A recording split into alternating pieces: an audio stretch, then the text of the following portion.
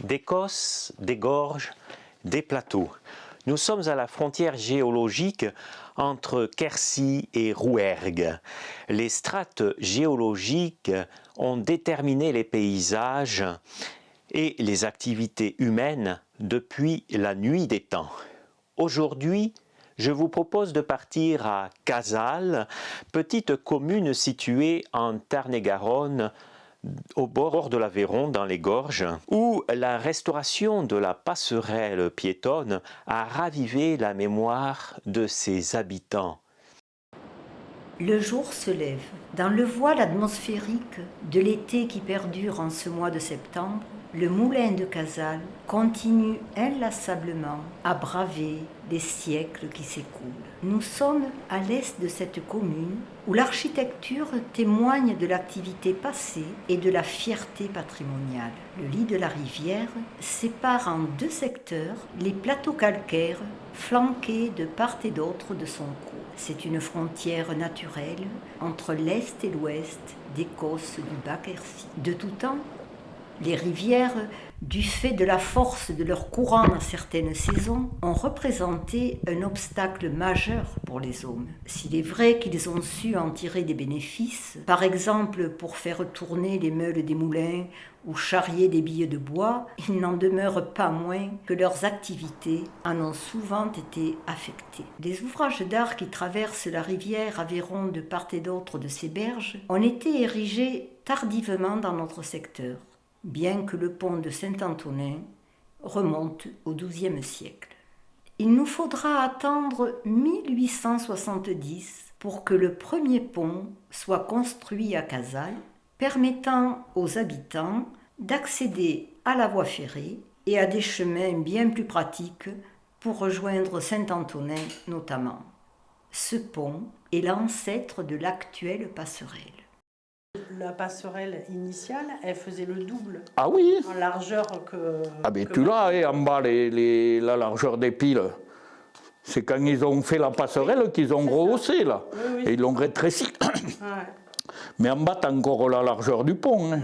Il n'était pas très large, mais après, il était large pour faire passer une charrette et tout ça. Pour rejoindre, mais comme eux, Jeannot, là, Michael, ils avaient des terres à brousse, donc il fallait les travailler. L'hiver, c'était pas question de traverser l'Aveyron, ou fallait... Et j'en sais rien, mais je sais qu'il y en a, ils passaient à gué en bas de la plage. D'accord.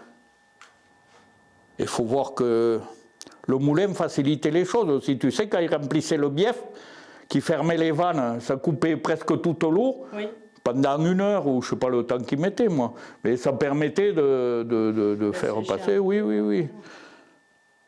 Il y a des anecdotes qui disent qu'en temps de sécheresse, les poules de Vervigne, elles traversaient l'Aveyron, donc il ne devait pas y avoir beaucoup d'eau. Mais je l'ai entendu dire des dizaines de fois, ça. Hein. En 1905, une terrible crue emporte le pont, qui sera reconstruit. En 1930, l'ouvrage est à nouveau emporté. À chaque crue, seules les piles du pont résistent.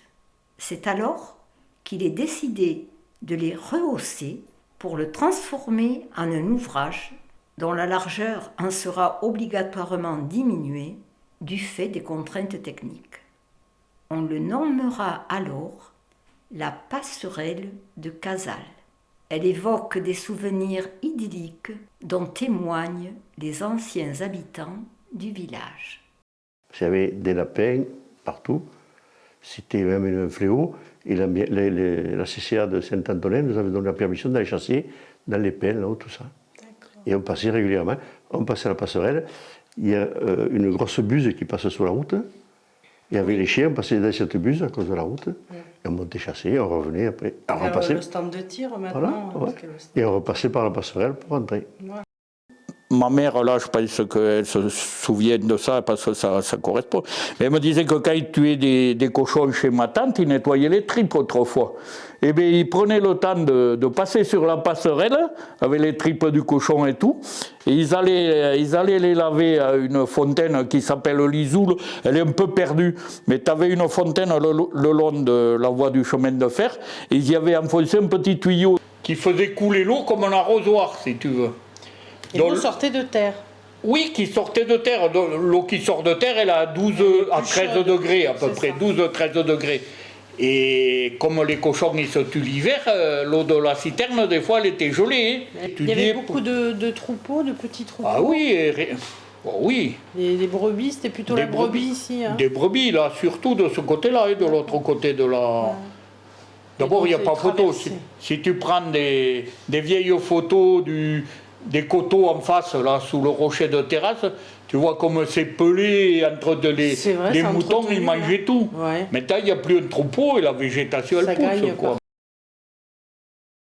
La passerelle a fait l'objet d'un entretien minutieux par les habitants tout au long de son existence, car un pont est un ouvrage sacré et respecté du fait de sa très grande utilité et des sacrifices importants consentis pour sa construction. Vous avez participé au chantier de relooking de la passerelle dans les années 80-90? Je ne me rappelle pas. Oui, c'est les deux frères qui avaient refait le plancher. Les deux frères? Lannelongue. Ah oui. Oui. Jean et Christophe Lannelongue qui avaient refait tout le platelage. Le platelage de la passerelle. Et après, on l'a plus entretenu, alors ça. Ça avait déjà été refait. Moi, j'étais au conseil municipal, je suis resté 4 ans derrière, du temps de M. Reynal. Tout à fait. C'était 1976 par là, 17. D'accord. Ça avait été refait le platelage déjà, puis c'est l'armée qui l'avait posé là par contre. Ah oui. Ouais. Voilà. D'accord.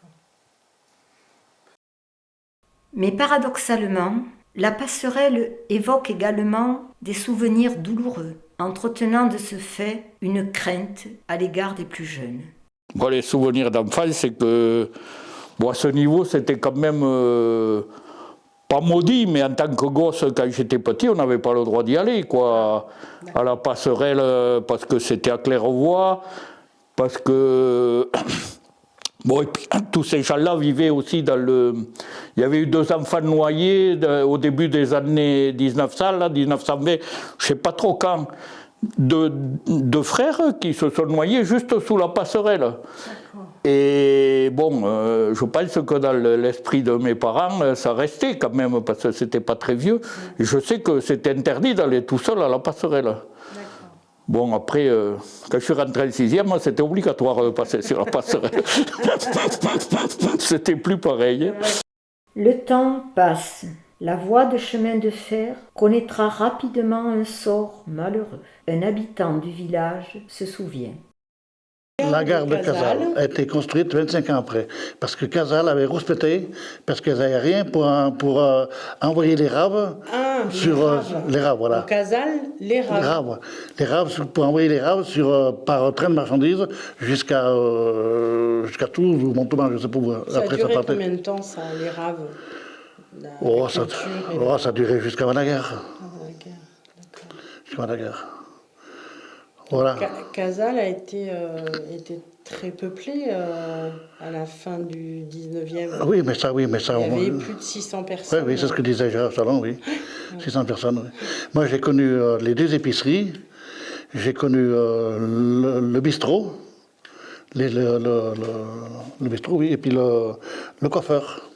Le coiffeur? Il y avait un coiffeur, oui, qui était Lannelongue maintenant. Ah oui, d'accord.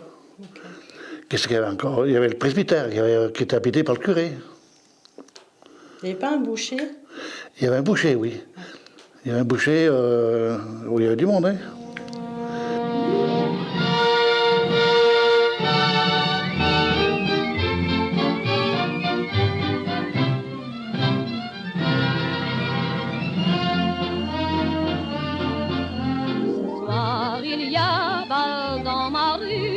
Jamais encore on n'avait vu une telle gaieté, une telle cohue. Il y a dans ma rue. Et dans le petit bistrot où la joie sous la peau, des musiciens perchés sur un tréteau. Pour les amoureux qui tournent de par deux, le rire aux lèvres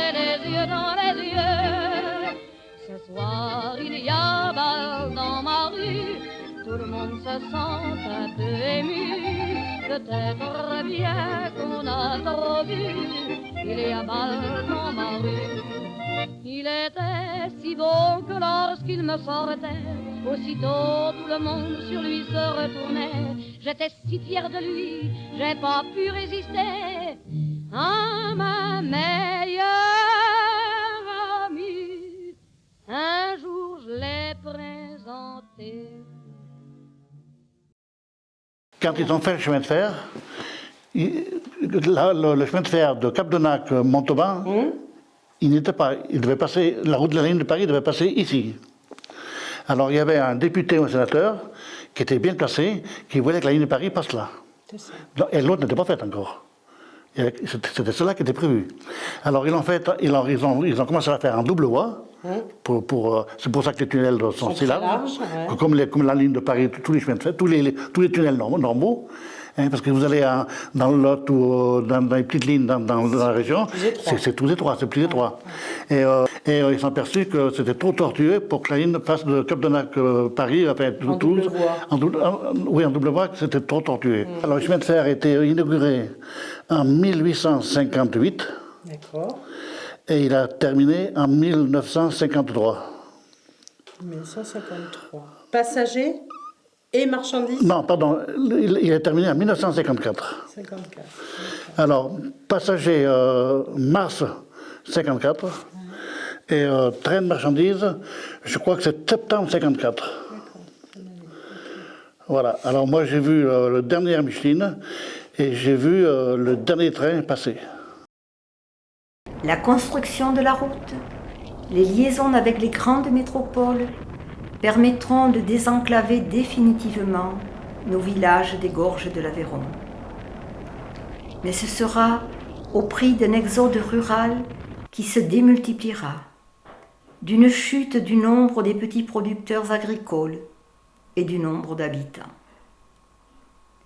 Une autre époque s'ouvre, celle dont nous héritons, avec ses grandes richesses et, toujours, la mémoire du sacrifice de nos ancêtres qui nous ont laissé un héritage patrimonial et culturel forgé par l'entraide et la cohésion sociale.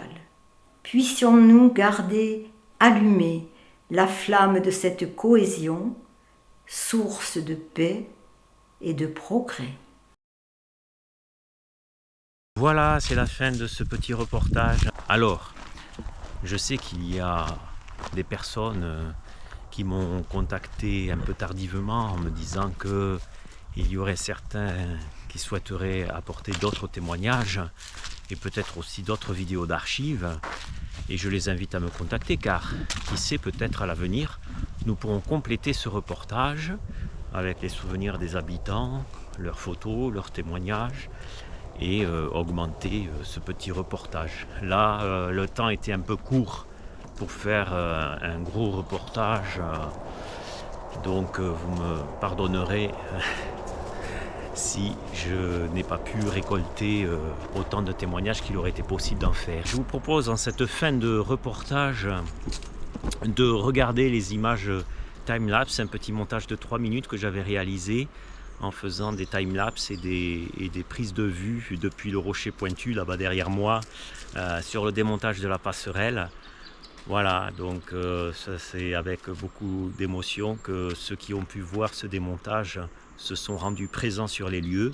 Certains d'entre vous n'ont pas pu venir, eh bien je me permets de vous offrir ces quelques images. Mais je ne suis pas tout seul. Jean-Claude Dallier nous a fait également un super diaporama d'une dizaine de minutes accompagné de musique que nous regarderons de suite après et qui va clôturer en quelque sorte cette projection. Voilà, je vous remercie pour votre attention. Je vous souhaite une bonne soirée et puis, eh bien, à très bientôt. Tchuss, à la revoyure.